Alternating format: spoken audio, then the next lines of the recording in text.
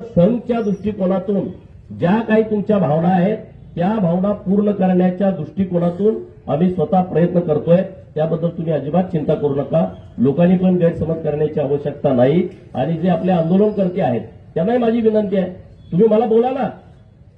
मागे तुम्ही जे निवेदन दिलं इथं गावात आल्याच्या नंतर ते सगळे निवेदन जसे तसं मी सरकारकडे दिलंय। आता आचारसंहिता आहे, आणखी महिना दीड महिना आचारसंहिता चालेल। जिल्हा परिषदची आचारसंहिता होईपर्यंत आता कुठलाच निर्णय राज्य सरकारकडून होणार नाही।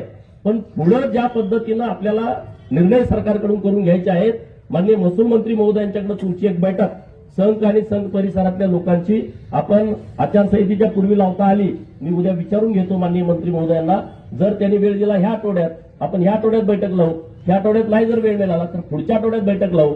तुमच्या भावना जशाच्या तशा तुम्हाला व्यक्त करण्याची संधी माननीय मंत्री महोदयांच्या समोर देतो। तुम्ही तिथं तुमची भूमिका मांडा, काही तुम्हाला कुठली अडचण येणार नाही आणि अजिबात चिंताग्रस्त राहू नका, एवढी तुम्हाला माझी कळकळीची विनंती आहे। उपोषणकर्ते गेल्या 5 दिवसापासून या गावासाठी आणि परिसरातल्या लोकांच्यासाठी उपोषणाला बसलेले, त्यांना मी विनंती तुमच्या सर्वांच्या वतीने करतो। आता मंत्री महोदय आंबेडकर साहेब पण त्यांच्याशी व्हिडिओ कॉलवरून बोलणार आहेत, तर आंबेडकर साहेबांच्या विनंतीला मान देऊन त्यांनी उपोषण सोडावं। परंतु तुम्ही ज्या भावना या परिसरातल्या लोकांच्या संदर्भात मांडलेल्या आहेत त्या भावना मी नक्की पूर्ण करण्याचा प्रयत्न करतोय।